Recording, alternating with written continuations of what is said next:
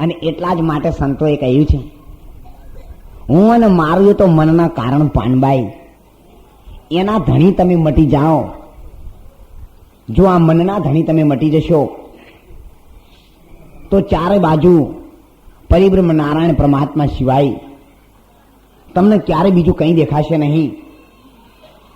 જીવનમાં જીતવાની બાજી એક જ છે, ફક્ત તમારી દ્રષ્ટિમાંથી જ્યારે વિકાર જશે ત્યારે તમને બધી જગ્યાએ ભગવાન દેખાશે. દ્રષ્ટિનો વિકાર એ તમારા નાશનો કોન્ક્રીટનું પગથિયું છે. જ્યારે એ માનવાય નરરે નારીમાં નથી ભેદ, આત્મા છે સૌમાં એક અને એક જ સરખો. આવા સંતોએ જ્યારે સત્સંગ રાખ્યો અને સત્સંગ સાંભળી અને એક બેનના મનમાં એવી એક ભાવના જાગી કે આ મહારાજ આટલો બધો સુંદર સત્સંગ કરે છે, તો મારે મહારાજને એક પ્રશ્ન પૂછવો છે. સત્સંગ પૂરો થઈ ગયો, આ બેન ઊભી થઈને આવી મહારાજ શ્રીની પાસે. મહારાજ હું પ્રશ્ન પૂછું તો પૂછો ને. મહારાજ હું આપના ઘરમાં રહેવા માંગુ છું.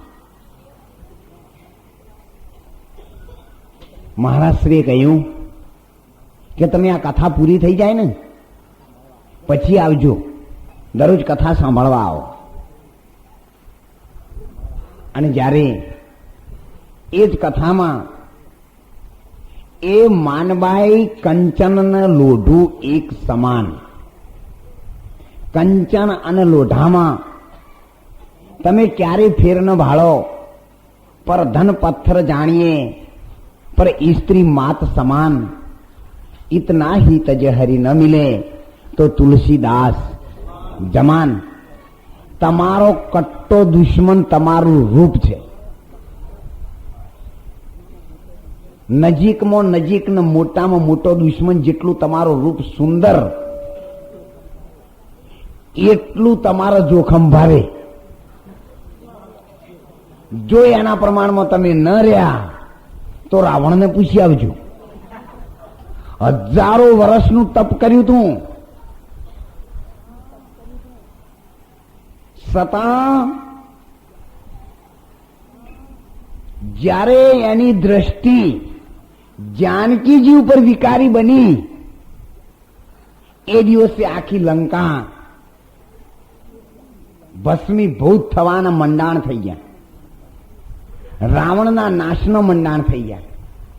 42 દેશનો છત્રપતિ દુર્યોધન, જેને ઉગ્યા આત્માનો ધણી કહેવાય છે, એ દુર્યોધનની દ્રષ્ટિ જ્યારે દ્રૌપદી ઉપર વિકારી ભાવના પ્રગટ કરી એ દિવસે દુર્યોધનના મોતનો નગારો વાગ્યો હતો અને 18 દિવસના યુદ્ધના મંડાણમાં ઝેરનો બીજ વવાઈ ગયા હતા.